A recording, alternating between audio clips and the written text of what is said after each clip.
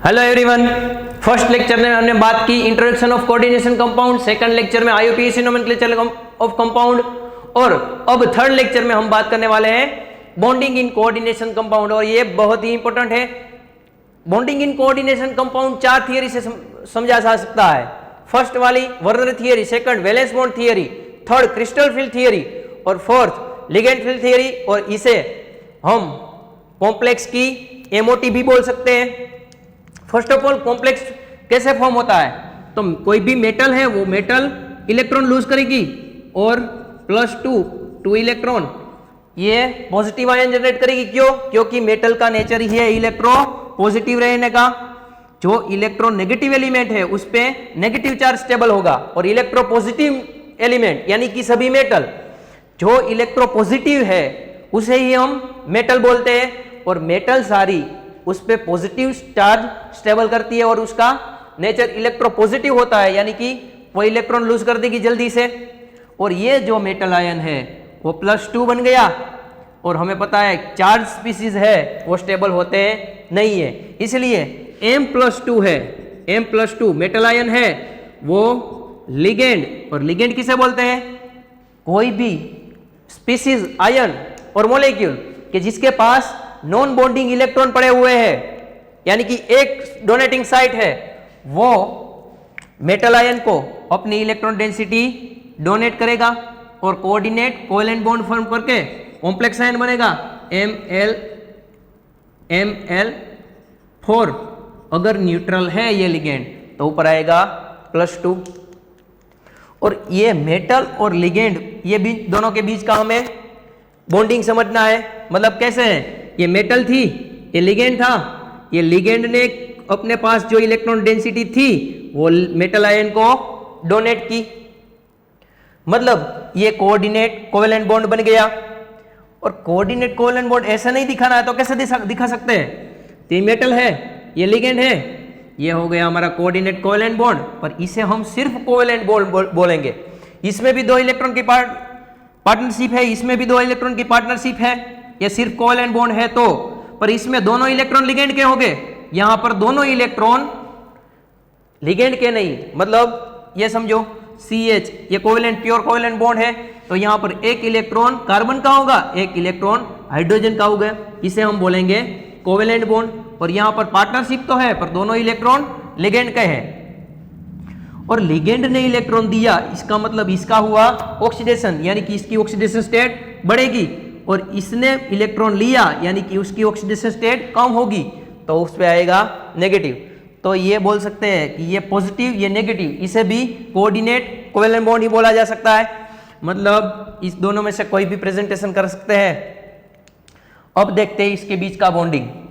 ये लिगेंड है, लिगेंड की हाइब्रिड फील्ड ऑर्बिटल, यानी कि इसमें इलेक्ट्रॉन पड़े हुए हैं, ये इलेक्ट्रॉन मेटल की हाइब्रिड ऑर्बिटल में देता है। ये हमारा बन गया सिग्मा बॉन्ड।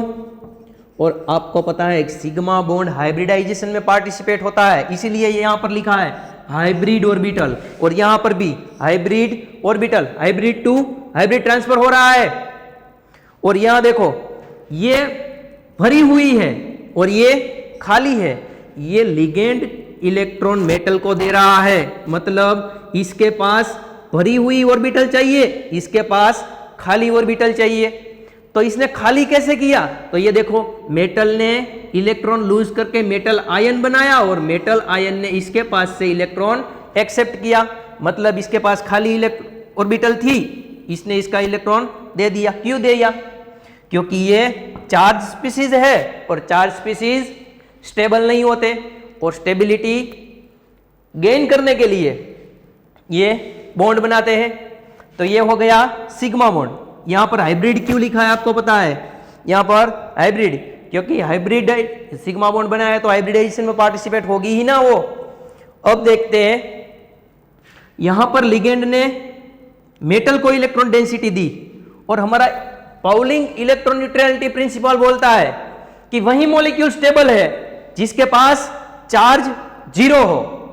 जिसके पास चार्ज 0 हो वही मॉलिक्यूल स्टेबल है जिसके पास चार्ज 0 हो। तो यहां पर क्या हो गया, लिगेंड ने इलेक्ट्रॉन डेंसिटी दी यानी कि उस पे पॉजिटिव आया, मेटल ने इलेक्ट्रॉन डेंसिटी ली यानी कि उस पे नेगेटिव आया, तो ये स्टेबल नहीं हो सकता अकॉर्डिंग टू पाउलिंग इलेक्ट्रोन्यूट्रलिटी प्रिंसिपल। पर इसके बाद एक और कंसेप्ट समझ में आया कि ये इसकी फील्ड हाइब्रिड ऑर्बिटल में से इसकी एम्प्टी हाइब्रिड ऑर्बिटल में इलेक्ट्रॉन दिए तो इस पे नेगेटिव, इसके पॉजिटिव आया, पर इस पे नेगेटिव रिमूव करने के लिए ये अपनी अनहाइब्रिड ऑर्बिटल में से, भरी हुई अनहाइब्रिड ऑर्बिटल में से लिगेंड की खाली अनहाइब्रिड ऑर्बिटल में इलेक्ट्रॉन डेंसिटी वापिस ट्रांसफर करता है। मतलब ये हुआ हमारा पाई बॉन्डिंग। और आप सभी को पता है कि पाई बॉन्डिंग हाइब्रिडाइजेशन में पार्टिसिपेट नहीं होती है, और ये इसलिए यहाँ लिखा है कि अनहाइब्रिड ऑर्बिटल पार्टिसिपेट होती है पाई बॉन्ड में, इसलिए यहाँ पर पाई बॉन्डिंग बनने में अनहाइब्रिड ऑर्बिटल पार्टिसिपेट हुई और सिग्मा बॉन्डिंग बनने में हाइब्रिड ऑर्बिटल। और इसने इलेक्ट्रॉन डेंसिटी इसे दी है तो उसके पास खाली होनी चाहिए, इसके पास भरी हुई ऑर्बिटल होनी चाहिए। यहां पर ये डोनेट कर रहा है मतलब इसके पास भरी हुई चाहिए और इसके पास खाली हुई चाहिए, और ये पाई बॉन्डिंग बना रहा है मतलब दोनों अनहाइब्रिड ऑर्बिटल होगी। इसे पाई बॉन्डिंग बोलते हैं या तो बोलते हैं बैक बॉन्डिंग। क्यों भाई इसे बैक बॉन्डिंग क्यों बोलते हैं? तो ये देखो लिगेंड ने इलेक्ट्रॉन डेंसिटी मेटल को दी, मेटल पे नेगेटिव आ गया, और मेटल का नेचर होता है इलेक्ट्रोपॉजिटिव रहने का, तो वो अपने ऊपर नेगेटिव नहीं रखना चाहती तो वो वापस दे देगी। कैसे? तो उसकी फील्ड अनहाइब्रिड ऑर्बिटल में से इसकी एम्प्टी अनहाइब्रिड ऑर्बिटल में डाल देगी इलेक्ट्रॉन डेंसिटी। इसे बोलेंगे पाई बॉन्डिंग या तो बैक बॉन्डिंग। पहले लिया वापस दे दिया यानी कि बैक बॉन्डिंग। लिगेंड के टाइप समझे तो कोई भी लिगेंड है, लिगेंड 3 टाइप के हो सकते हैं। कैसे? ये देखो फर्स्ट, सेकंड और थर्ड। एक ऐसा लिगेंड होता है जो मेटल को सिर्फ सिग्मा इलेक्ट्रॉन डेंसिटी डोनेट करती है। वापिस ये मेटल के पास जगह है तो लिगेंड मेटल को इलेक्ट्रॉन डेंसिटी डोनेट करती है और बनाता है सिग्मा बॉन्ड। सेकंड पॉसिबिलिटी कैसी होती है? सेकंड पॉसिबिलिटी ये है कि लिगेंड मेटल को इलेक्ट्रॉन डेंसिटी डोनेट करती है और बनाता है सिग्मा बॉन्ड। ये तो यही वाला हुआ। पर अब ये जो लिगेंड है उसके पास खाली ऑर्बिटल होनी चाहिए। ये खाली ऑर्बिटल है, एम्प्टी अनहाइब्रिड ऑर्बिटल अगर है यानी कि यहां पर क्या होगा, डी ऑर्बिटल, या तो खाली डी ऑर्बिटल है, या तो सिग्मा स्टार है, या तो पाई स्टार ऑर्बिटल है। यानी कि ऐसे लिगेंड जिसके पास डी ऑर्बिटल यानी कि फॉस्फोरस कंटेनिंग लिगेंड सभी, अगर डोनेटिंग साइट हमारी फॉस्फोरस है तो उसके पास वेकेंट डी ऑर्बिटल होगी और फॉस्फोरस अपना लोन पे डोनेट करेगा। वापिस मेटल की अनहाइब्रिड ऑर्बिटल में से अपनी डी ऑर्बिटल में इलेक्ट्रॉन डेंसिटी ले लेगा, मतलब बैक बॉन्डिंग में पार्टिसिपेट होगा। उसके सिवा सिग्मा स्टार ऑर्बिटल खाली है और इसकी अनहाइब्रिड ऑर्बिटल और सिग्मा स्टार के बीच का एनर्जी गैप कम है तो वो इलेक्ट्रॉन ट्रांसफर हो सकती है। इसके अलावा पाई स्टार ऑर्बिटल है। पाई स्टार ऑर्बिटल कोई भी लिगेंड में होगी तभी उसके पास पाई होगी, और कब पाई होगी तो हमें देख सकते हैं कि लिगेंड में अगर पाई बॉन्ड है तो उसके पास पाई होगी, अगर पाई है तो उसके पास पाई स्टार होगी, और पाई स्टार है तो वो बैक बॉन्डिंग में पार्टिसिपेट हो सकता है। इसका मतलब ये हुआ कि ऐसे लिगेंड है अगर पाई खाली वेकेंट, इसके पास अनहाइब्रिड ऑर्बिटल पड़ी हुई है तो वो बैक बॉन्डिंग में पार्टिसिपेट होगा। तो ये सिग्मा बॉन्ड बनाया, ये बना दिया हमने पाई बॉन्ड। अब इसके नाम देख लेते हैं, लिगेंड के नाम कैसे दिए जाए। ये वाला लिगेंड है तो ये वापस नहीं ले सकता, नहीं, इसके पास वापस लेने के लिए ऑर्बिटल ही नहीं होगी, इसे देना है मगर ये ले नहीं सकता। क्यों? क्योंकि उसके पास खाली ऑर्बिटल भी होनी चाहिए। तो इसे हम ऐसे लिगेंड को हम बोलते हैं सिर्फ सिग्मा डोनर लिगेंड। अब मेटल, लिगेंड ने मेटल को दिया, मेटल ने लिगेंड को वापस दे दिया, पर कब देगा? जब लिगेंड के पास खाली ऑर्बिटल होनी चाहिए। इसे हम बोलेंगे सिग्मा डोनर, पाई एक्सेप्टर, पाई एक्सेप्टर। और थर्ड पॉसिबिलिटी की बात करें तो ये पॉसिबिलिटी, मेटल है, ये लिगेंड इलेक्ट्रॉन डेंसिटी देता है और बनाता है सिग्मा बॉन्ड। उसके बाद अगर मेटल के पास और खाली ऑर्बिटल पड़ी हुई है तो लिगेंड वापिस इलेक्ट्रॉन डेंसिटी देगा मेटल को। और कैसे? Through pi bonding. यहां पर लिगेंड ने मेटल ने इलेक्ट्रॉन डेंसिटी ली, वापिस दे दी। थर्ड केस है, उसमें लिगेंड इलेक्ट्रॉन डेंसिटी दे रहा है, सिग्मा इलेक्ट्रॉन डेंसिटी, और पाई भी दे रहा है। मतलब इलेक्ट्रॉन डेंसिटी इसके पास होनी चाहिए और इसके पास लेने के लिए खाली ऑर्बिटल होनी चाहिए। तो इसे बोलेंगे पाई बॉन्डिंग, पाई बॉन्ड। तो ये देखो, यहां पर लिगेंड ने सिग्मा इलेक्ट्रॉन डेंसिटी सिर्फ डोनेट की तो इसे बोला सिग्मा डोनर। यहां पर लिगेंड ने मेटल को इलेक्ट्रॉन डेंसिटी सिग्मा डोनेट की तो सिग्मा डोनर, पाई एक्सेप्टर, क्योंकि pi bonding, pi electron density accept किया लिगेंड ने। यहां पर देखो तो सिग्मा डोनेट की है मेटल को तो इसे बोलेंगे सिग्मा डोनर, और लिगेंड ने वापिस पाई भी दी हुई है, इसका मतलब इसे बोलेंगे पाई डोनर। अरे समझ में आ रहा है? मतलब कोई भी लिगेंड है वो सिग्मा डोनर होगा ही होगा। बाद में देखना यह है कि पाई इलेक्ट्रॉन डेंसिटी एक्सेप्ट करता है या डोनेट करता है। एग्जांपल देखते हैं। देखो एग्जांपल, सिग्मा डोनर का एग्जांपल देखें तो इसका most famous example CH3 negative. ये स्ट्रॉन्ग सिग्मा डोनर लिगेंड है, बहुत सारी इलेक्ट्रॉन डेंसिटी देता है मेटल को वाया सिग्मा बॉन्ड। पाई एक्सेप्टर की बात करें तो पाई एक्सेप्टर में आते हैं, और ये जो पाई एक्सेप्टर लिगेंड है वो उसे सभी हम क्या बोलते हैं वो बाद में देखते हैं। पहले ये देख लो example, phosphorus containing ligand. Phosphorus containing ligand कौन से वाले हैं? PH3, इसके पास लोन पेयर होगा, देगा, वापिस ले लेगा डी में, डी ऑर्बिटल उसमें खाली है, PPH3, PCY3, CY मतलब साइक्लोहेक्साइल, इसके अलावा PX3 यानी कि PF3, PCl3, BR3, PI3 सभी एग्जांपल इसमें आएंगे। ये हो गया p ऑर्बिटल कंटेनिंग। इसके अलावा पाई स्टार खाली होगी फिर भी वो ले सकेगा वापिस, यानी कि पाई बॉन्ड कंटेनिंग। और पाई बॉन्ड कंटेनिंग एग्जांपल आपको पता है CH2 इथीन, इथाइन या तो एसिटिलीन। इसके अलावा PH नेगेटिव यानी कि बेंजीन, पिरिडिन, PY। इसके अलावा BiPy, ऑर्थोफिनांथ्रीन, ये सभी इसके एग्जाम्पल है। आपको सिंपल ऐसे ही पता चल जाएगा। ये देखो, ये लिगेंड में आपको मैंने दे दिया तो ये पाई एक्सेप्टर है या नहीं है आपको पता चल गया। ट्रिपल बॉन्ड है मतलब पाई होगा, पाई होता तो पाई स्टार होगी, तो मतलब ये पाई एक्सेप्टर है। इसके अलावा CN नेगेटिव में बता दूं तो ये पाई एक्सेप्टर है या नहीं है? क्यों? क्योंकि इसके कंटेंट में पाई बॉन्ड है। ये सभी के कंटेंट में d ऑर्बिटल है, वापिस ले सकता है, मतलब ये सभी पाई एक्सेप्टर है। और पाई एक्सेप्टर को हम पाई एसिड लिगेंड भी बोलेंगे, पाई एसिड लिगेंड। ऐसा क्यों? आगे देखते हैं। और सिग्मा डोनर की बात करें तो सिग्मा डोनर पाई डोनर यानी कि पहले सिग्मा डोनेट करेगा, इसलिए इसके पास इलेक्ट्रॉन डेंसिटी होनी चाहिए।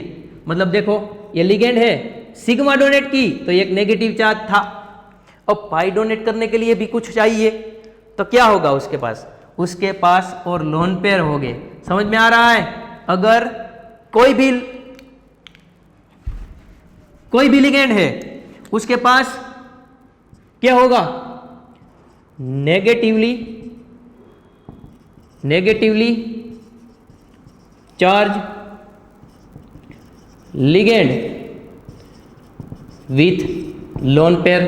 नेगेटिवली चार्ज लिगेंड है लोन पेयर के साथ, ये सभी इसमें आएंगे। फॉर एग्जांपल देख लो, OH माइनस पहले माइनस डोनेट करेगा, बाद में थ्रू पाई electron density lone pair donate करेगा। इसके अलावा O-2 ये भी क्या है, वाई बॉन्ड बनाता है। इसके अलावा बात करें तो NH-2 या तो NH2 माइनस, ये सभी इसमें आते हैं। तो ये देखो, इसकी बात कर लेते हैं H2O की। H2O इसके पास 2 लोन पेयर है, हाँ है। तो पहले एक लोन पेयर मेटल को डोनेट करेगा, अब पाई बॉन्डिंग थ्रू दूसरा लोन पेयर भी डोनेट कर सकता है, हाँ या ना। एक से सिग्मा बनाया, एक से पाई बनाया, ऐसा नहीं कर सकता। न्यूट्रल लिगेंड कोई भी है, न्यूट्रल लिगेंड कोई भी है, वो सिग्मा डोनर होगा, पर पाई डोनर कभी भी नहीं हो सकता। क्यों? क्योंकि जब ये डोनेट करेगा तो ऐसा बन जाएगा मेटल, ये नेगेटिव बन जाएगा, और OH2 इस पे लोन पेयर और एक पॉजिटिव चार्ज। अब इसके पास पॉजिटिव चार्ज है, ये डोनेट नहीं करेगा। अगर नेगेटिवली चार्ज लिगेंड है तो ये हो गया नेगेटिव चार्ज। अगर L नेगेटिव है और इसके पर लोन पेयर है तो L नेगेटिव पहले नेगेटिव डोनेट करेगा, ये बन जाएगा नेगेटिव, ये बन गया न्यूट्रल। अब ये न्यूट्रल बन गया, फिर से ये पाई डेंसिटी डोनेट कर सकता है। इसलिए हमने यहां पर लिखा negatively charge ligand with lone pair. Negative होना चाहिए, उस पर लोन पेयर भी होना चाहिए। अगर 2 नेगेटिव है तो चलेगा, पर सिर्फ 2 लोन पेयर है तो चलेगा नहीं। अरे समझ में आ रहा है? और एक बात कि लिगेंड ने इलेक्ट्रॉन डेंसिटी दे दी वाया सिग्मा बॉन्डिंग, उसके बाद फिर से वो पाई डोनर भी होता है, तो पाई इलेक्ट्रॉन डेंसिटी भी डोनेट करता है। तो हमने तो ये यहां पर ये देखा कि ये भाई पहले लिगेंड ने मेटल को इलेक्ट्रॉन डेंसिटी दी तो लिगेंड पॉजिटिव बन गया और ये नेगेटिव बन गया। पर ये हमने बात की थी न्यूट्रल लिगेंड के केस में। अगर नेगेटिवली चार्ज लिगेंड है तो एक बार डोनेट करेगा तो ये नेगेटिव रिमूव होगा, उसके बाद ये electron density neutral electron density यानी कि लोन पेयर है वो डोनेट करेगा। अब बात करते हैं मेटल की। अगर मेटल को ये इलेक्ट्रॉन डेंसिटी पाई इलेक्ट्रॉन डेंसिटी लेनी है तो यहां पर ऑक्सीडेशन स्टेट ऑफ मेटल क्या होनी चाहिए? हाई होनी चाहिए। समझ में आ रहा है? क्योंकि एक बार इलेक्ट्रॉन डेंसिटी ले रहा है तब इसके पास इलेक्ट्रॉन डेंसिटी और चाहिए होगी, तो मतलब इसकी ऑक्सीडेशन स्टेट ज्यादा होनी चाहिए। और यहां पर बात करें तो ये लिगेंड दे रहा है, वापिस ये इसको दे रहा है, मतलब इस पर ऑक्सीडेशन स्टेट क्या होनी चाहिए? कम होनी चाहिए, क्योंकि ये +1 होगा तो ये देगा, उस पर ज्यादा इलेक्ट्रॉन डेंसिटी आ जाएगी, वापिस दे देगा। और यहां पर ऑक्सीडेशन स्टेट ज्यादा होने चाहिए, ये इलेक्ट्रॉन डेंसिटी देगा, पर इसे और चाहिए तो ये वापिस देगा। अरे समझ में आ रहा है? ऑक्सीडेशन स्टेट ज्यादा चाहिए, यहां पर ऑक्सीडेशन स्टेट कम चाहिए। ये हो गया हमारा लिगेंड का क्लासिफिकेशन।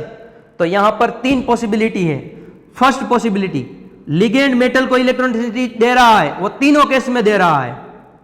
सेकंड पॉसिबिलिटी, अगर मेटल के पास ऑक्सीडेशन स्टेट कम है तो वो अपनी ऑर्बिटल अनहाइब्रिड ऑर्बिटल में से इसके अनहाइब्रिड ऑर्बिटल में इलेक्ट्रॉन डेंसिटी ट्रांसफर करेगा, पर उसकी एक कंडीशन है कि लिगेंड के पास खाली ऑर्बिटल होनी चाहिए, और वो खाली ऑर्बिटल है यहां पर फॉस्फोरस कंटेनिंग लिगेंड या तो पाई बॉन्ड कंटेनिंग लिगेंड। अब थर्ड कंडीशन, अगर मेटल लिगेंड मेटल को इलेक्ट्रॉन डेंसिटी डोनेट कर रहा है, मेटल की ऑक्सीडेशन स्टेट बहुत ज्यादा है, तो ये इलेक्ट्रॉन डेंसिटी इसकी ऑर्बिटल को फुलफिल नहीं कर सकती है, तो लिगेंड की जो इलेक्ट्रॉन डेंसिटी अनबॉन्डिंग इलेक्ट्रॉन है, नॉन बॉन्डिंग इलेक्ट्रॉन, वो फिर से वो पाई बॉन्डिंग थ्रू डोनेट करेगा। इसके लिए इसकी ऑक्सीडेशन स्टेट ज्यादा होनी चाहिए। और सेकंड कंडीशन कि लिगेंड नेगेटिवली चार्ज होना चाहिए और उसके पास लोन पेयर भी होना चाहिए। अगर लिगेंड ऐसा है, अगर हमारा लिगेंड CH3 नेगेटिव है तो ये इलेक्ट्रॉन डेंसिटी डोनेट करेगा, बाद में पाई डेंसिटी डोनेट करने के लिए इसके पास कुछ नहीं बचेगा। मतलब ये कंडीशन होनी चाहिए, negatively charge ligand with lone pair उस पे होना ही चाहिए। समझ में आ रहा है?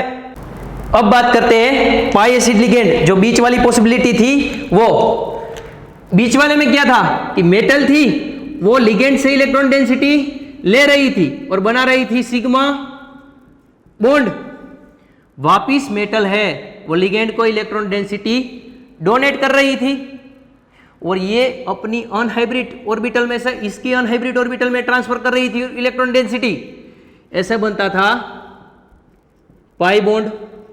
और ये देख लो, लिगेंड ने मेटल को इलेक्ट्रॉन डेंसिटी दी, यानी कि इसे हम बोल लिगेंड को, ये सिग्मा बॉन्ड थ्रू लिगेंड ने मेटल को इलेक्ट्रॉन डेंसिटी दी, यानी कि इसे हम लेविस बेस बोल सकते हैं, लेविस बेस।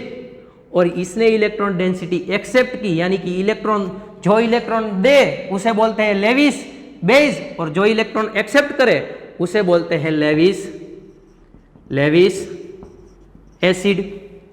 अब बात करते हैं पाई बॉन्ड के लिए। ये बात हुई सिग्मा बॉन्ड के लिए। पाई बॉन्ड के लिए बात करें तो पाई बॉन्ड में मेटल है, वो इलेक्ट्रॉन डेंसिटी दे रहा है, और लिगेंड है वो इलेक्ट्रॉन डेंसिटी ले रहा है। मतलब ये दे रहा है तो बेस, तो इसे बोलेंगे लेविस बेस, और इसे बोलेंगे लेविस एसिड।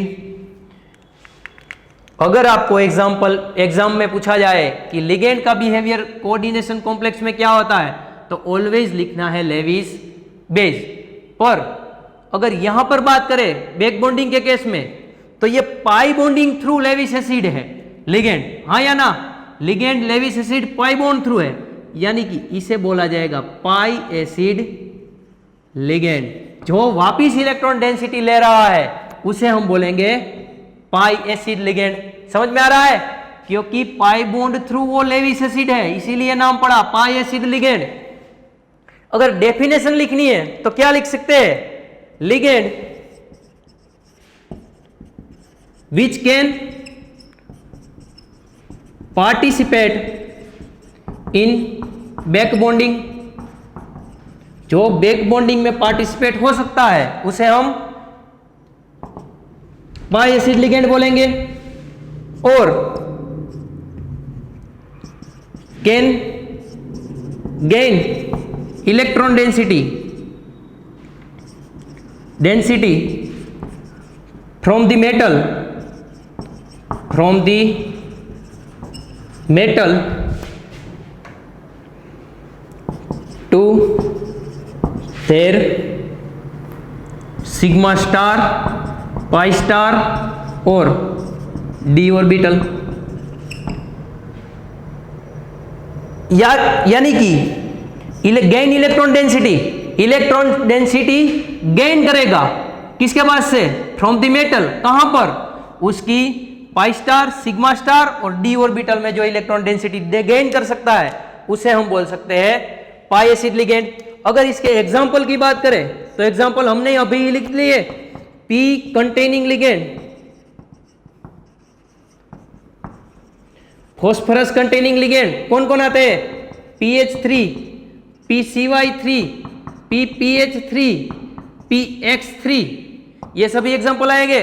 और इसके अलावा सिग्मा डी ऑर्बिटल के लिए पाई स्टार की बात करें तो पाई स्टार के कंटेंट में सिग्मा स्टार का भी एग्जाम्पल पढ़ेंगे, पर अभी नहीं, बाद में। पाई बॉन्ड कंटेनिंग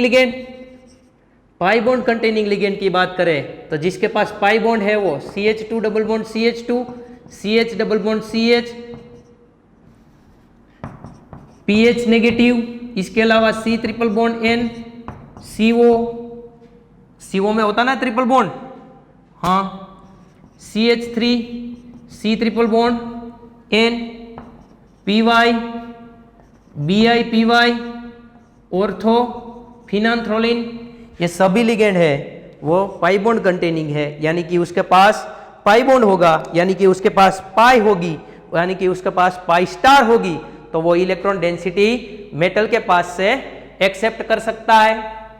अब बात करते हैं Pauling electron neutrality principle. Pauling ने क्या कहा था कि वही मॉलिक्यूल स्टेबल है जो जिस पे चार्ज नियरेस्ट टू जीरो है, यानी कि पाउलिंग न्यूट्रलिटी प्रिंसिपल लिखना है तो ऐसे लिख सकते हैं, those molecules are stable which has charge nearest to zero या तो जीरो, वही मॉलिक्यूल स्टेबल है जिसका चार्ज नियरेस्ट टू जीरो या तो जीरो होगा। समझ लेते हैं, अगर मेटल है वो इलेक्ट्रॉन लूज करके M+2 बनाती है और 2 इलेक्ट्रॉन लूज करती है, 4 लिगेंड आके उसके साथ जुड़ जाते हैं, मतलब M+2 + 4 लिगेंड और बना देते हैं ऐसा कुछ कॉम्प्लेक्स। मेटल 4 लिगेंड आके इसके साथ जुड़ जाते हैं और बनाते हैं क्या, मेटल L4 + 2। ये कॉम्प्लेक्स क्यों बनाया, यहां पर those molecule are stable which has charge nearest to zero और इसके पास चार्ज कितना है, +2 है। इसका मतलब ये स्टेबल नहीं होगा, इसलिए लिगेंड उसकी इलेक्ट्रॉन डेंसिटी डोनेट करके इसे बनाएंगे न्यूट्रल। पर और एक दिक्कत आ जाती है, देख लो, ये मेटल है, ये 4 लिगेंड यानी कि ये टेट्राहेड्रल कॉम्प्लेक्स बन गया। और आपको पता है कि कोऑर्डिनेशन कॉम्प्लेक्स में कोऑर्डिनेशन नंबर है, वहीं उसकी जियोमेट्री सेट करता है। यहां पर लोन पेयर के कुछ देखने की जरूरत नहीं है। अब देखते हैं, ये हमारा टॉपिक की बात नहीं है। अब देखते हैं, अगर लिगेंड इलेक्ट्रॉन डेंसिटी डोनेट करता है तो उस पे आएगा पॉजिटिव और इस पे आएगा -1, इस पे आएगा +1, इस पे आएगा -1, इस पे आएगा +1, इस पे आएगा -1, इस पे आएगा +1, इस पे आएगा -1। मतलब ये हुआ हमारा मेटल को चाहिए कितना चार्ज था, +2। यहां पर लिगेंड ने कितना दे दिया, -1 -1 -1 -1, यानी कि -4 दे दिया, -4 दे दिया लिगेंड ने। चाहिए कितना था, तो उसे चाहिए था +2, तो इस पे फॉर्मल चार्ज कितना आ गया, -2। और मेटल का बिहेवियर कौन सा होता है, इलेक्ट्रोपॉजिटिव रहने का, मतलब इलेक्ट्रोपॉजिटिव, उसकी ऑक्सीडेशन स्टेट प्लस में होनी चाहिए। और यहां पर क्या आ गया, उस पे -2 चार्ज आ गया। तो अब पाउलिंग न्यूट्रलिटी प्रिंसिपल कहता है कि molecules that are stable which has nearest to zero charge, और यहां तो उस पे -2 आ रहा है, मतलब कुछ भी करके ये मेटल को अपना -2 चार्ज रिमूव करना होगा। तो कैसा करेगा रिमूव, तो इसकी भी इलेक्ट्रोन्यूट्रलिटी करने की पॉसिबिलिटी 3 है। समझ लेते हैं कैसे न्यूट्रल करेगा वो, समझ लेते हैं। एक बार फिर से बता रहा हूं, देख लो, ये समझना जरूरी है। लिगेंड लिगेंड लिगेंड लिगेंड, अगर लिगेंड, ये चारों लिगेंड मेटल को इलेक्ट्रॉन डेंसिटी डोनेट कर रहे हैं, तो इस पे आएगा +1, इस पे आएगा -1, इस पे आएगा +1, इस पे आएगा -1, +1 -1 +1 +1, इस पे आएगा -1, टोटल कुल मिला के हुआ -4। और हमें चाहिए था कितना, मेटल के पास पहले से था +2, यानी कि +2 formal charge is equal to कितना आ गया, तो फॉर्मल चार्ज हमारे पास आ गया -2। और मेटल इलेक्ट्रॉन न्यूट्रलिटी प्रिंसिपल ये कहता है कि जो वही मॉलिक्यूल स्टेबल है जिस पे चार्ज 0 होना चाहिए, पर इस पे तो फॉर्मल चार्ज -2 आ रहा है, फिर भी ये स्टेबल है।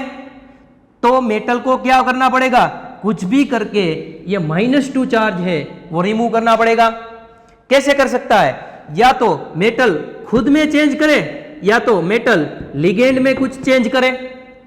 खुद में कैसे चेंज कर सकता है, अगर मुझे यहां पर 0 लाना है, फॉर्मल चार्ज 0 लाना है मेटल पर, तो खुद पे क्या चेंज कर सकता है, या तो वो ये कहेगा कि भाई तुम 4 लिगेंड मुझे इलेक्ट्रॉन डेंसिटी ना दो, सिर्फ दो ही के पास से इलेक्ट्रॉन डेंसिटी चाहिए, मतलब ये 2 लिगेंड ही इलेक्ट्रॉन डेंसिटी डोनेट करेगी, ये निकाल देते हैं, तो मेटल पे चार्ज हो जाएगा 0। यहां पर -2 + 2 0 हो जाएगा। मतलब इसका क्या मतलब हुआ, तो एक पॉसिबिलिटी ये है कि हम उसका कोऑर्डिनेशन नंबर डिक्रीज कर दें।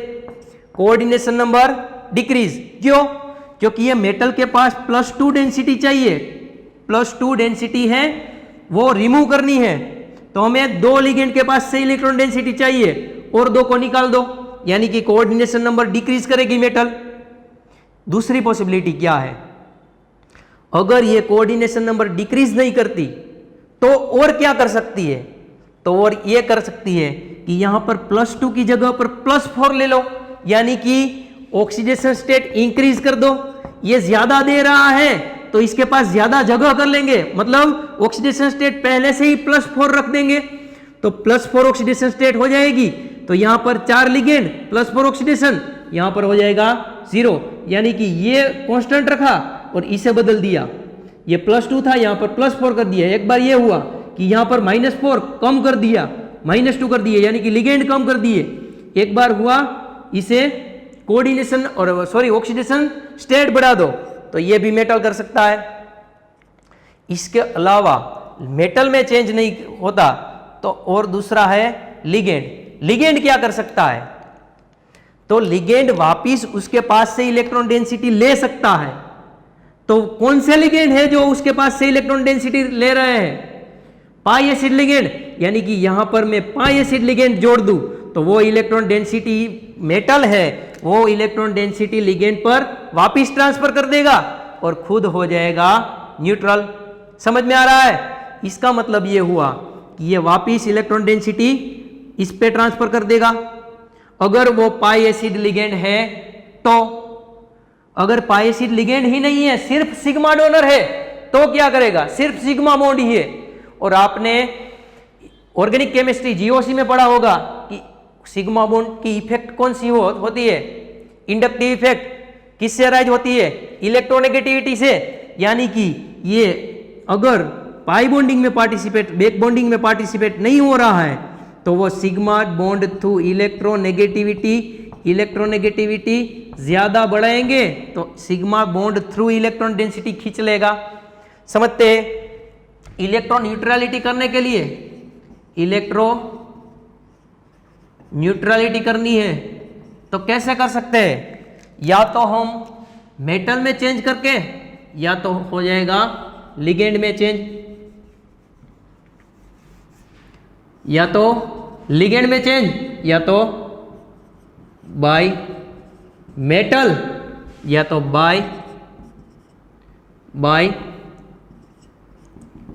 लिगेंड, बाय लिगेंड या बाय मेटल। लिगेंड की 2 पॉसिबिलिटी है।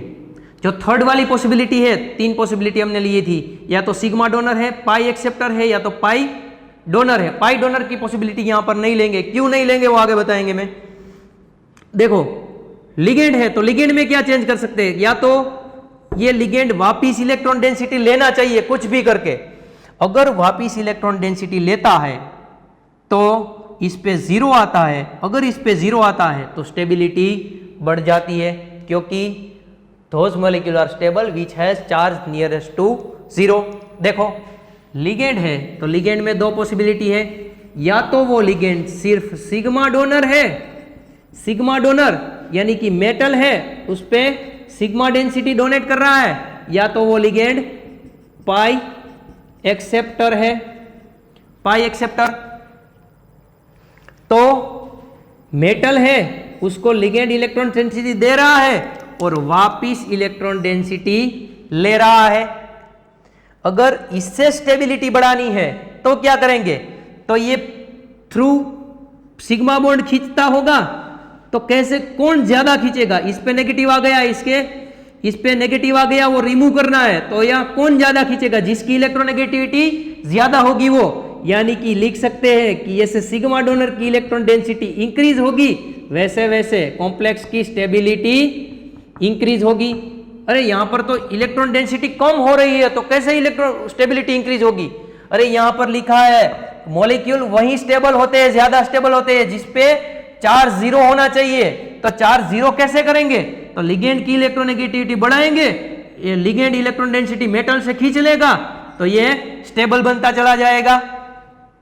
पाई एक्सेप्टर की बात करें तो जैसे जैसे पाई एसिडिटी लिगेंड की, पाई एसिडिटी लिगेंड की इंक्रीज होती है, वैसे वैसे स्टेबिलिटी इंक्रीज होती है, क्योंकि इस पर लिगेंड इलेक्ट्रॉन डेंसिटी देगा, लिगेंड मेटल पर नेगेटिव आएगा, मेटल वापिस लिगेंड को दे देगा। और ये दोनों पॉसिबिलिटी में से बात करें स्टेबिलिटी की, तो कौन ज्यादा स्टेबल होगा? ये वाला या ये वाला? मतलब ये प्योर इलेक्ट्रॉन डेंसिटी दे रहा है और यहां पर तो इलेक्ट्रोनेगेटिविटी से बहुत कम डेंसिटी जा रही है, तो मतलब ये दोनों लिगेंड में से ये वाला ज्यादा स्टेबल हो जाएगा। क्यों? क्योंकि ये pi bond through electron density दे रहा है और ये इलेक्ट्रोनेगेटिविटी के डिफरेंस के वजह से खींच रहा है। और बात करते हैं बाय मेटल। मेटल से कैसे इलेक्ट्रॉन डेंसिटी वापिस कम की जा सकती है नेगेटिव चार्ज? तो या तो कोऑर्डिनेशन नंबर या तो ऑक्सीडेशन स्टेट से। कैसे कोऑर्डिनेशन नंबर? तो मेटल पे 4 नेगेटिव आ गया है, 4 लिगेंड से 0 चाहिए, तो एक काम करो 2 लिगेंड निकाल दो, यानी कि 2 नेगेटिव आ जाएगा, तो +2 -2 0 हो जाएगा। मतलब कोऑर्डिनेशन नंबर कम करके, यानी कि कोऑर्डिनेशन नंबर डिक्रीज होगा, कोऑर्डिनेशन नंबर डिक्रीज होगा, स्टेबिलिटी इंक्रीज होगी, स्टेबिलिटी इंक्रीज होगी। और ऑक्सीडेशन स्टेट में क्या चेंज करना चाहिए? अभी इसकी ऑक्सीडेशन स्टेट +2 थी, 4 लिगेंड आ गए, लिगेंड में कुछ चेंज नहीं कर सकते, तो एक काम करो ऑक्सीडेशन स्टेट को बढ़ा दो, तो यहां पर 0 हो जाएगा। मतलब ये हुआ कि ऑक्सीडेशन स्टेट इंक्रीज होगी, जैसे जैसे ऑक्सीडेशन स्टेट इंक्रीज होगी वैसे वैसे स्टेबिलिटी इंक्रीज होगी। अरे समझ में आ रहा है? फिर से एक बार समझा दे रहा हूं। अगर लिगेंड यहां पर जुड़े हुए लिगेंड सभी सिग्मा डोनर ही है, ये सभी लिगेंड मेटल को इलेक्ट्रॉन डेंसिटी डोनेट कर रहे हैं, तो इसका चार्ज था +2 और लिगेंड आ गए 4, तो इस पे नेगेटिव आ गया और ये नेगेटिव रिमूव करेंगे तो उसकी स्टेबिलिटी बढ़ेगी।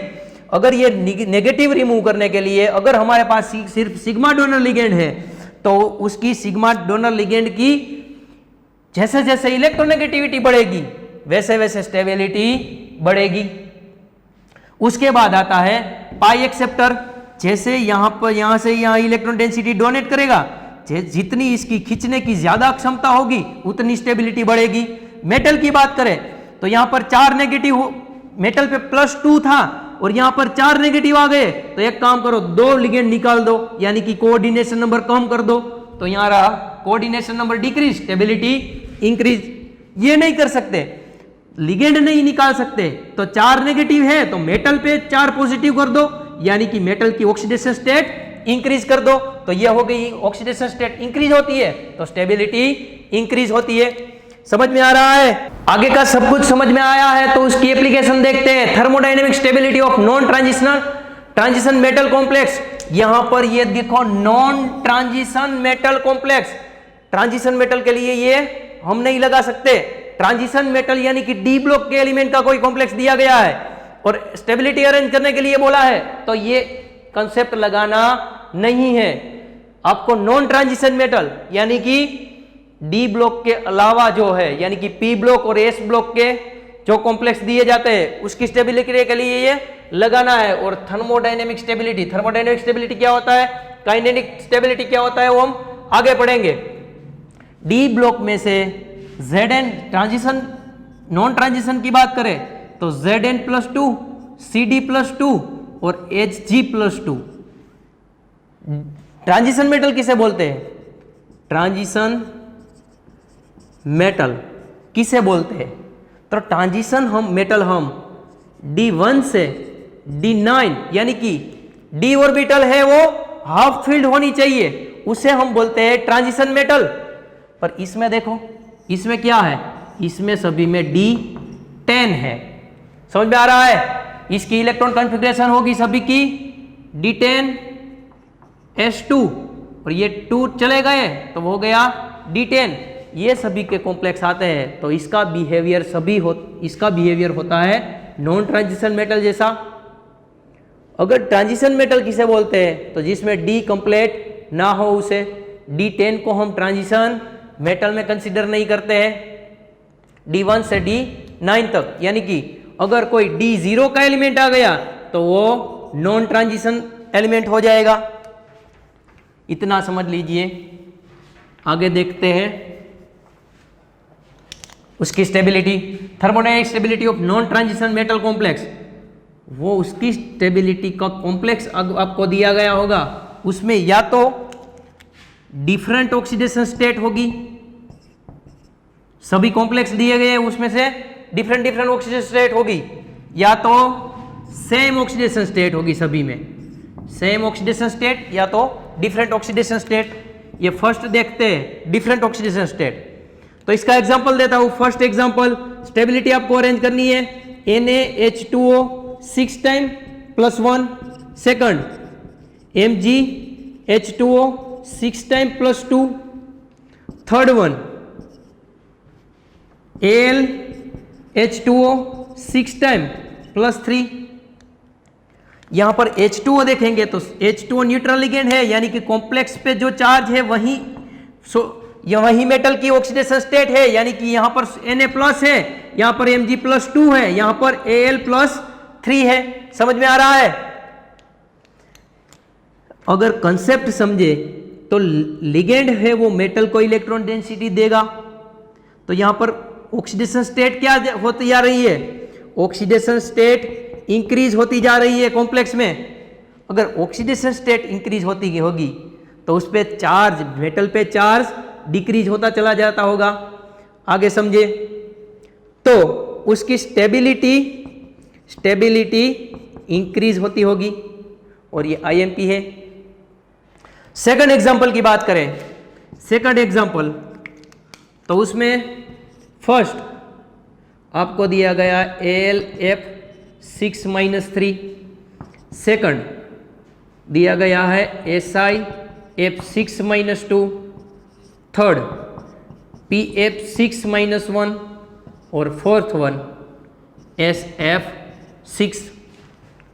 यहां पर सभी की ऑक्सीडेशन स्टेट निकाले तो यहां पर Al की ऑक्सीडेशन स्टेट निकालनी आपको आती है। Al प्लस 6F है, -6 हो जाएगा, -3 ऊपर जो चार्ज होगा वो -3, ये -6 उस ओर चले जाएगा तो +6 -3 +3, यानी कि ऐसे निकालेंगे तो ये आएगा +3, ये आएगा 6 उस ओर जाएगा तो +4, ये आएगा +5 और +6। ऊपर से नीचे आते हैं वैसे वैसे ऑक्सीडेशन स्टेट इंक्रीज हो रही है तो स्टेबिलिटी भी इंक्रीज होगी। ये मैंने ऑक्सीडेशन स्टेट में के इंक्रीजिंग ऑर्डर में ही लिखे हैं, एग्जाम में कैसे भी दे सकते हैं। मतलब आपको कंसेप्ट याद रखना है कि अगर लिगेंड है, ये मेटल है, मेटल के साथ लिगेंड जुड़े हुए हैं और मेटल की ऑक्सीडेशन स्टेट +2 है, तो ये लिगेंड -4 इसे डोनेट करेगा, तो ये +2 तो न्यूट्रलाइज हो जाएगा, उसके अलावा -2 भी आ जाएगा। तो ये -2 यानी कि मेटल पे से नेगेटिव चार्ज रिमूव करना है तो मेटल को उसकी ऑक्सीडेशन स्टेट बढ़ानी पड़ेगी। तो यहां पर बढ़ाती चली जा रही है तो ऑक्सीडेशन स्टेट इंक्रीज होती चली जा रही है, स्टेबिलिटी भी इंक्रीज होगी। अगर सेम ऑक्सीडेशन स्टेट आती है, सभी कॉम्प्लेक्स दिए गए हैं, सभी में सेम ऑक्सीडेशन स्टेट है, तो बदलने की पॉसिबिलिटी 2 है। क्या? या तो लिगेंड बदल सकता है या तो मेटल बदल सकती है। तो हम लिखेंगे, क्या लिखेंगे? Different metal ion, different metal होगी, या तो डिफरेंट लिगेंड होगा, हाँ या ना, या तो डिफरेंट लिगेंड होगा।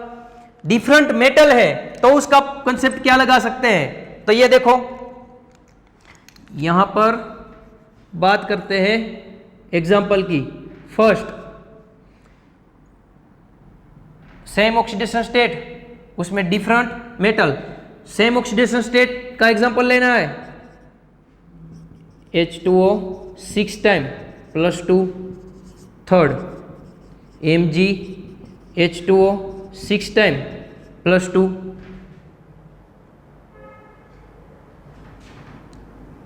कैल्शियम और मैग्नीशियम दोनों की ऑक्सीडेशन स्टेट +2 ही आ गई। तो अब देखते हैं इसमें क्या करेंगे। इसमें कोई भी कॉम्प्लेक्स लेते हैं, बेरिलियम, मैग्नीशियम, कैल्शियम, स्ट्रोंशियम का भी ले सकते हैं, मगर ये दो रखो। यहां पर दोनों की ऑक्सीडेशन स्टेट क्या है? तो दोनों की ऑक्सीडेशन स्टेट +2 है, यानी कि ये हो गया +2, ये हो गया +2। मतलब ये हुआ कि ये दोनों पे 6 लिगेंड डोनेट कर रहे हैं, 6 लिगेंड डोनेट कर रहे हैं, मतलब दोनों पे नेगेटिव सेम आएगा, नेगेटिव सेम आएगा। बदल कौन रहा है? मेटल बदल रही है। तो ये देखो, ये हमारा पीरियोडिक टेबल है। पीरियोडिक टेबल में लेफ्ट टू राइट जाएंगे, अप टू डाउन आएंगे। लेफ्ट टू राइट जाएंगे तो इलेक्ट्रोनेगेटिविटी इंक्रीज होगी। इलेक्ट्रोनेगेटिविटी इंक्रीज होगी इसका मतलब है इलेक्ट्रोपॉजिटिविटी डिक्रीज होगी। अरे समझ में आ रहा है, इलेक्ट्रोपॉजिटिविटी डिक्रीज होगी यानी कि मेटालिक कैरेक्टर डिक्रीज होगा, यानी कि left to right up to down आएंगे।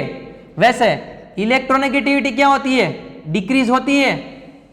तो इलेक्ट्रोपॉजिटिविटी, इलेक्ट्रोनेगेटिविटी का उल्टा इलेक्ट्रोपॉजिटिविटी क्या होती होगी, इंक्रीज होगी होती होगी। तो मेटालिक कैरेक्टर क्या होता होगा, इंक्रीज होता होगा। मतलब यहां पर बात करें beryllium, magnesium, calcium, strontium, barium, तो ये सभी में सबसे ज्यादा मेटल कौन है, तो अप टू डाउन आएंगे। वैसे इलेक्ट्रोनेगेटिविटी डिक्रीज होगी तो इलेक्ट्रोपॉजिटिविटी डिक्रीज होगी, और जो इलेक्ट्रोपॉजिटिव रहता है उसे ही हम क्या बोलते हैं, मेटल, यानी कि जिस पे पॉजिटिव चार्ज स्टेबल होगा। अप टू डाउन आएंगे वैसे वैसे पॉजिटिव चार्ज स्टेबल होगा। तो यहां पर क्या है, ऊपर से नीचे जा रहे हैं मैग्नीशियम, कैल्शियम, यानी कि मेटालिक कैरेक्टर क्या होता चला जा रहा है, increase. Up to down to up जा रहे हैं मैग्नीशियम, कैल्शियम, तो मेटालिक कैरेक्टर इंक्रीज होता है। और मेटल इलेक्ट्रोपॉजिटिव रहने का नेचर होता है उसका, तो इसका इलेक्ट्रोपॉजिटिव नेचर ज्यादा है और इस पे नेगेटिव आ रहा है, तो ये कम स्टेबल हो जाएगा। मतलब 2 नंबर स्टेबिलिटी में आएगा, बाद में 1 नंबर आंसर।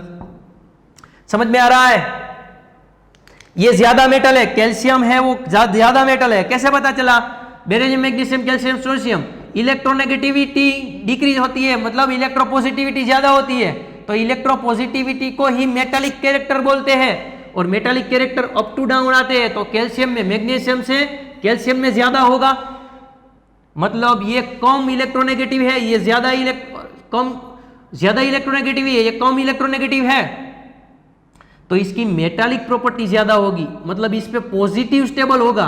पर यहां पर हमने रख दिया नेगेटिव, तो ये कम स्टेबल हो जाएगा, मतलब पीछे आ जाएगा। और पीरियोडिक प्रॉपर्टी जब चलेगी तब ये कंसेप्ट आपको ज्यादा समझ में आएगा। मगर इतना समझ लीजिए कि अप टू डाउन आते हैं वैसे इलेक्ट्रोनेगेटिविटी डिक्रीज होती है, इलेक्ट्रोपॉजिटिविटी इंक्रीज होती है, मेटालिक कैरेक्टर इंक्रीज होता है। और मेटालिक कैरेक्टर इंक्रीज होता है तो उस पर नेगेटिव चार्ज की स्टेबिलिटी बहुत ही डिक्रीज हो जाती है। समझ में आ रहा है। अब बात करते हैं डिफरेंट लिगेंड की। डिफरेंट लिगेंड के एग्जांपल देखे जाए तो फर्स्ट AlF6-3, सेकंड ये नेट में पूछा जा चुका है AlNH3 6 time +3, third AlH2O 6 time +3, और फोर्थ AlCN 6 टाइम -3।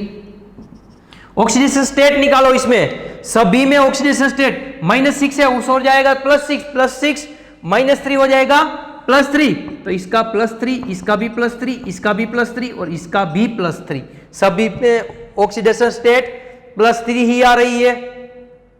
देखना क्या है, लिगेंड देखना है। लिगेंड की 2 पॉसिबिलिटी हमने ली थी, एक तो जो सिग्मा बॉन्डिंग में पार्टिसिपेट हो रहा है और एक बाई बॉन्डिंग में पार्टिसिपेट हो रहा है। जो बाई बॉन्डिंग में पार्टिसिपेट हो रहा है उसकी स्टेबिलिटी कंपैरेटिवली ज्यादा ही होगी, हाँ या ना, हाँ, क्योंकि वो पाई बॉन्ड थ्रू इलेक्ट्रॉन डेंसिटी ले रहे हैं। और जो सिग्मा बॉन्डिंग में पार्टिसिपेट हो रहा है वो सिर्फ और सिर्फ सिग्मा से, यानी कि इंडक्टिव इफेक्ट से ही इलेक्ट्रॉन डेंसिटी ले रहा है। तो स्टेबिलिटी की बात करें तो ये 4 नंबर आगे आ जाएगा, मतलब 4 नंबर। और ये अब तीनों को स्टेबलाइज करना है, ये क्योंकि ये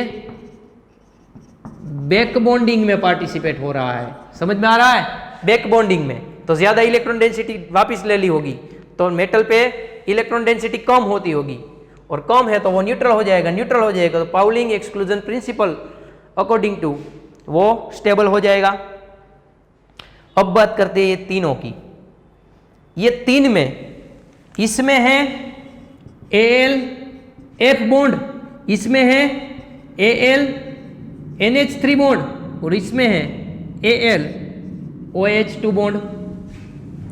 तो इलेक्ट्रोनेगेटिविटी की बात करें तो इलेक्ट्रोनेगेटिविटी यहां पर फ्लोरीन की है 4.0 सबसे ज्यादा, NH3 की है 3.0, इसकी है 3.5। तो सबसे ज्यादा वापिस कौन खींच लेता होगा? फ्लोरीन। 1 2 3 4 एरो, ये 1 2 एरो और ये 1 2 और 3 एरो। सबसे ज्यादा वापिस ये खींच ले रहा है क्योंकि उसकी इलेक्ट्रोनेगेटिविटी ज्यादा है और ये वापिस ज्यादा खींच ले रहा है, मतलब नेगेटिव मेटल पे कम रहेगा और कम रहेगा तो वो ज्यादा स्टेबल हो जाएगा। तो मतलब 1 नंबर आएगा, बाद में ये खींच रहा है तो आएगा 3 नंबर और उसके बाद 2 नंबर। इसकी स्टेबिलिटी ये हो गई। जब नेट CSIR नेट में जब ये क्वेश्चन पूछा गया था तब उसने ऐसा नहीं पूछा था कि स्टेबिलिटी के अकॉर्डिंग टू अरेंज कीजिए। इसमें क्वेश्चन ऐसा आया था कि ये 4 कॉम्प्लेक्स में से according to Pauling electronegativity principle कौन सबसे ज्यादा अनस्टेबल है। तो हमें आंसर टिक करना था ये वाला। अब पाउलिंग इलेक्ट्रोनेगेटिविटी प्रिंसिपल की second application coordination number of transition metal complex समझते हैं। ट्रांजिशन मेटल कॉम्प्लेक्स का कोऑर्डिनेशन नंबर किस पे डिपेंड करता है? तो एक तो ऑक्सीडेशन स्टेट पे या तो डी इलेक्ट्रॉन पे। ऑक्सीडेशन स्टेट इंक्रीज होगी यानी कि इलेक्ट्रॉन डेफिशिएंसी इंक्रीज होगी और वो डेफिशिएंसी रिमूव करने के लिए बाहर से ज्यादा इलेक्ट्रॉन चाहिए होंगे, मतलब ज्यादा लिगेंड चाहिए होंगे, मतलब कोऑर्डिनेशन नंबर भी इंक्रीज करना पड़ेगा। ये समझ में आया? अब बात करते हैं डी इलेक्ट्रॉन की। डी इलेक्ट्रॉन स्क्रैंडियम +2 टिटेनियम +2, यहां पर है कोबाल्ट +2, ऐसे शो करता हूं। यहां पर स्क्रैंडियम +2 टिटेनियम +2, यहां पर कोबाल्ट +2, यहां पर Cu+2 और Zn+2। डी इलेक्ट्रॉन की अगर बात करें तो इसमें है D1, टोटल D1S2 होगा, मतलब 2 इलेक्ट्रॉन चले गए तो D1 हो गया। D1 D2 D7 D9 and D10। अगर लेफ्ट टू राइट जाते हैं तो डी इलेक्ट्रॉन इंक्रीज होते हैं। अगर हम यहां पर कोई भी मेटल लेके ज्यादा से ज्यादा लिगेंड जोड़ते हैं तो मेटल पर नेगेटिव बढ़ता जाएगा और इस पे ज्यादा नेगेटिव आएगा और ये ज्यादा नेगेटिव आया तो ये स्क्रैंडियम पे ज्यादा स्टेबल होगा या जिंक पे ज्यादा स्टेबल होगा। तो इसके पास इलेक्ट्रॉन कम है, इसके पास इलेक्ट्रॉन डेंसिटी ऑलरेडी ज्यादा है, मतलब ये इलेक्ट्रॉन डेंसिटी ज्यादा नहीं ले सकता, मतलब उसका कोऑर्डिनेशन नंबर कम रखना पड़ेगा क्योंकि लिगेंड इलेक्ट्रॉन डेंसिटी डोनेट करेगा। समझ में आ रहा है? कोऑर्डिनेशन नंबर यहां से बढ़ाते चले जा रहे हैं, इसका मतलब ज्यादा कोऑर्डिनेशन नंबर है तो मेटल पर ज्यादा नेगेटिव आएगा और ज्यादा नेगेटिव किस पे स्टेबल होगा? कम, जिस पे कम इलेक्ट्रॉन डेंसिटी है उस पे या ज्यादा इलेक्ट्रॉन डेंसिटी है उस पे? तो हम बोलेंगे जिस पे कम है उस पर कम नेगेटिव आ सकता है, मतलब लेफ्ट टू राइट जाएंगे वैसे वैसे कोऑर्डिनेशन नंबर डिक्रीज होता चला जाएगा और वैसा होता है। कैसे? तो ये कोबाल्ट है, कोबाल्ट के इस तरफ के सभी है वो कोऑर्डिनेशन नंबर =6 ज्यादातर शो करते हैं और यहां पर इस ओर जाएंगे तो कोऑर्डिनेशन नंबर 4 शो करते हैं, मतलब कोबाल्ट 4 आ सकता है। यहां पर 4 कोऑर्डिनेशन नंबर कम दिखता है पर कोबाल्ट आ सकता है। उसके बाद निकल ज्यादातर स्क्वायर प्लेनर 4 कोऑर्डिनेशन नंबर वाले ही कॉम्प्लेक्स बनाते हैं। कॉपर भी टेट्राहेड्रल बनाता है, मतलब ये कोऑर्डिनेशन नंबर 4 शो करता है। पर ये जो हमारा कोबाल्ट है, ये कोबाल्ट कोऑर्डिनेशन नंबर =4 एंड 6 दोनों शो करता है। फॉर एग्जाम्पल देख ले, और ये एग्जाम्पल आपको याद रखना है, बहुत ही इंपॉर्टेंट एग्जाम्पल है। अगर हम पानी लेके, ये ले लिया पानी, इसमें हम कोबाल्ट +2 डाल दें तो रिजल्टेंट जो सॉल्यूशन मिलेगा वो रिजल्टेंट सॉल्यूशन मिलेगा हमें लाइट पिंक। और इसमें हमें अब NaCl डाल देता हूं, यानी कि सोडियम क्लोराइड, तो ये बन जाएगा blue.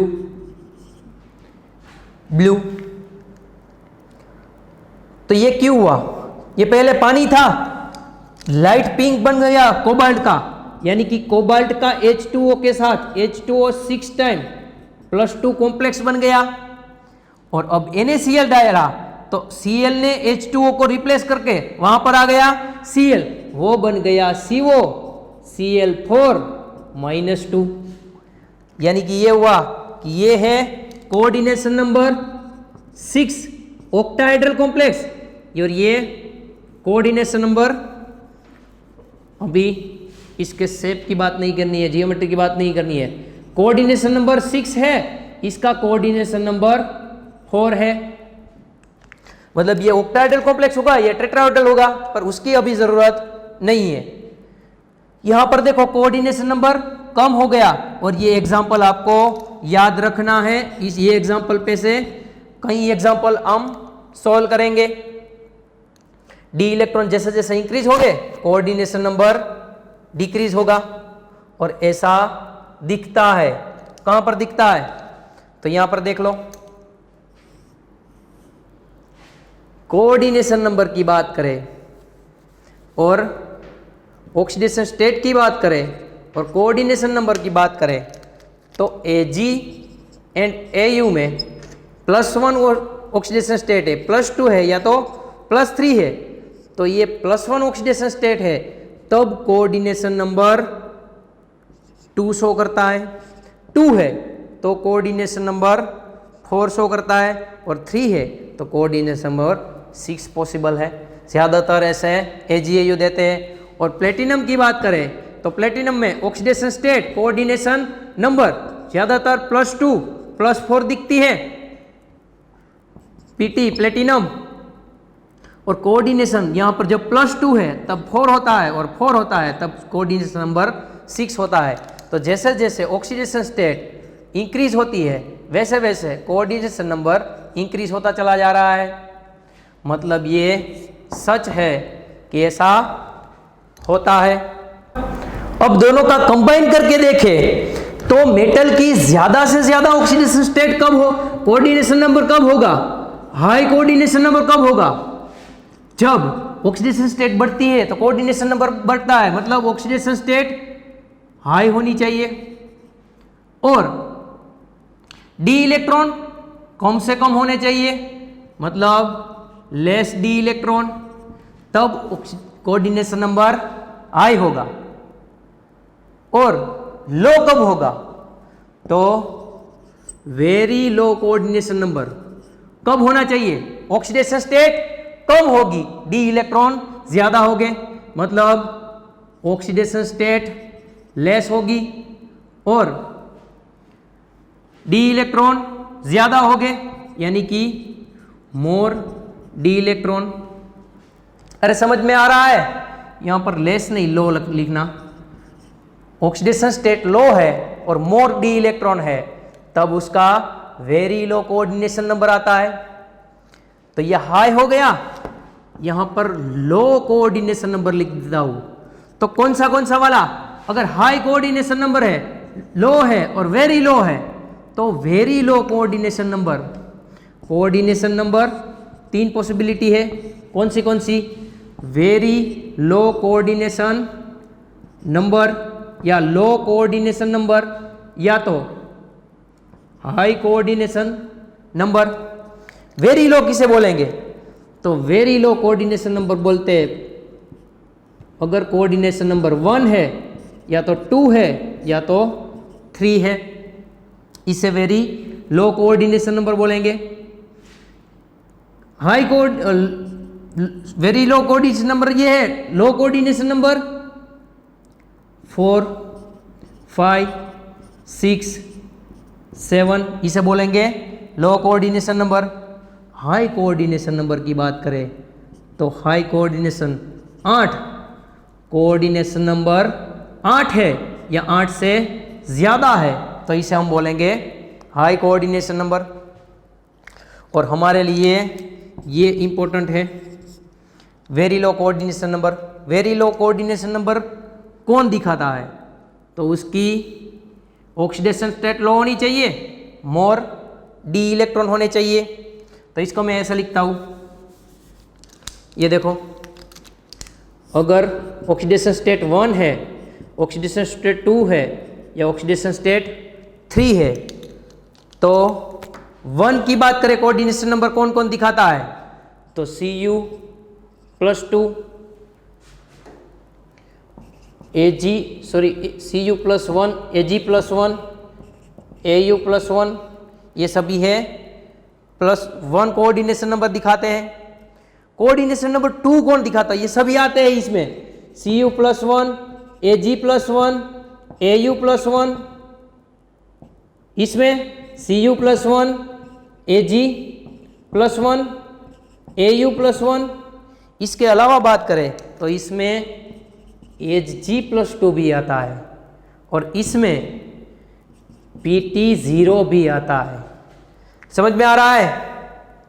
CuAgAu, Hg+2, CuAgAu and Pt, ये सभी में देखें तो सभी में D10 इलेक्ट्रॉन कॉन्फ़िगरेशन है, यानी कि मोर डी इलेक्ट्रॉन, ज़्यादा से ज़्यादा डी इलेक्ट्रॉन है और ऑक्सीडेशन स्टेट सभी की +1 या तो +2 है। अरे समझ में आ रहा है?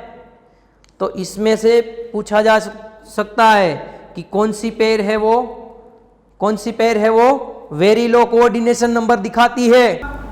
ये करी हमने ट्रांजिशन मेटल कॉम्प्लेक्स की बात, मगर जब हमें नॉन ट्रांजिशन मेटल कॉम्प्लेक्स दिया जाता है, for example NaH2O 6 times +1, MgH2O 6 time +2, इसके अलावा AlH2O 6 टाइम +3, यहाँ पर देखें तो अप टू डाउन आते हैं, वैसे ऑक्सीडेशन स्टेट इंक्रीज होता है, इसकी +1 है, +2 है, इसकी +3 है, तो कोऑर्डिनेशन नंबर कांस्टेंट है। अरे समझ में आ रहा है? यहां पर तो कांस्टेंट है, हमने अभी बात की कि कोऑर्डिनेशन ऑक्सीडेशन स्टेट बढ़ेगी, कोऑर्डिनेशन नंबर बढ़ेगा, पर यहां तो कांस्टेंट है। और लैंथेनाइड और एक्टिनाइड की बात करेंगे तो उसमें कोऑर्डिनेशन नंबर जैसे ऑक्सीडेशन स्टेट बढ़ेगी वैसे कोऑर्डिनेशन नंबर कम भी हो सकता है। मतलब ये जो सारी बात की हमने वो ट्रांजिशन मेटल कॉम्प्लेक्स के ही लिए ही थी, कोऑर्डिनेशन नंबर ट्रांजिशन मेटल के कॉम्प्लेक्स के लिए ही थी। ये अल्कली मेटल है इसमें। और बात करें अल्कली मेटल यानी कि एस ब्लॉक की, एस ब्लॉक एलिमेंट में ज़्यादातर ऑक्सीडेशन स्टेट के साथ ऑक्सीडेशन स्टेट इंक्रीज होती है तो कोऑर्डिनेशन नंबर कांस्टेंट रहता है। बात करें पी ब्लॉक की तो ज़्यादातर ऑक्सीडेशन स्टेट इंक्रीज होती है तो कोऑर्डिनेशन नंबर इंक्रीज होता है। और एफ ब्लॉक की बात करें तो उसमें ऑक्सीडेशन स्टेट इंक्रीज होती है तो कोऑर्डिनेशन नंबर डिक्रीज होता है। ये ज़्यादातर बात कर रहा हूँ, 100% ऐसा है ऐसा नहीं होता। और ये सभी है वो पाउलिंग इलेक्ट्रोनेट्रैलिटी प्रिंसिपल से हम नहीं समझ सकते। आगे का अगले लेक्चर में समझेंगे।